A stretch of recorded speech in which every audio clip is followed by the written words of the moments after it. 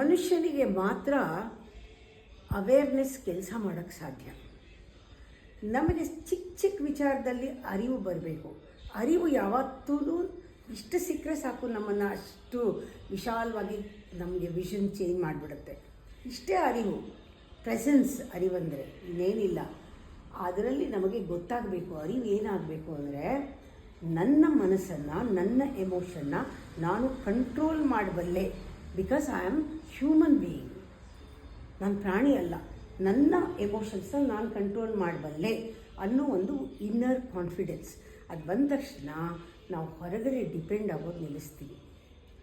Self dependence, independence ಅಂದರೆ ಅದೇನೆ. Self independence ಅಂದರೆ ನನಗೆ ಬಿಡುಗಡೆ, ನನಗೆ ಗೊತ್ತು ಇವಾಗ ನನಗೆ ಕಂಟ್ರೋಲ್ ಮಾಡೋಕ್ಕೆ ಬರುತ್ತೆ ಅಂತ. ಅದು ಆ ಥರ ನಮಗೆ ಅರಿವು ಬರಬೇಕಾದ್ರೆ ಇನ್ಯಾವುದೂ ಹೊರಗಡೆಯಿಂದ ನನ್ನನ್ನು ಕಂಟ್ರೋಲ್ ಮಾಡೋಕ್ಕಾಗಲ್ಲ, ನನ್ನ ಎಮೋಷನ್ಸ್ನ ನಾನೇ ಮಾಡಬೇಕದನ್ನು ಅಂತ ಗೊತ್ತಾಗತ್ತಲ್ಲ. ಅದು ಯಾವ ಟೈಮ್ನಲ್ಲಿ ಗೊತ್ತಾಗತ್ತೆ ಅಂದರೆ, ಒಂದು ಎಡ್ಜಿಗೆ ಹೋದಾಗ ಇನ್ನೆಲ್ಲೂ ನಮಗೆ ದಾರಿನೇ ಇಲ್ಲ ಅನಿಸ್ಬಿಡುತ್ತೆ ಒಂದೊಂದು ಸತಿ. ಆವಾಗ ಆ ಪಾಯಿಂಟಲ್ಲಿ ಭಯ ಬರುತ್ತೆ.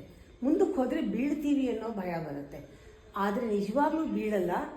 ನಂಗೆ ಆಗಲ್ಲ ಅಂದಾಗ it's A turning point. It's A flag post ನಮ್ಮ ಜೀವನದಲ್ಲಿ. ಮನಸ್ಸಿಗೆ ಒಂದು ಪವರ್ ಇದೆ, ನಮಗೆ ಆ ವಾಯ್ಸು ಜೋರಿದೆ. ಆದರೆ ಆ ವಾಯ್ಸ್ ಜೋರಿದ್ರೂ ಕೂಡ ಗೈಡ್ ಮಾಡೋರು ನಾವೇನೆ. ಮನಸ್ಸಿಗೆ ಏನು ಹೇಳಬೇಕು ಅಂತ ಗೊತ್ತಾಗಲ್ಲ, ಜೋರಾಗಿ ಹೇಳುತ್ತೆ, ಪವರ್ಫುಲ್ಲಾಗಿ ಹೇಳುತ್ತೆ.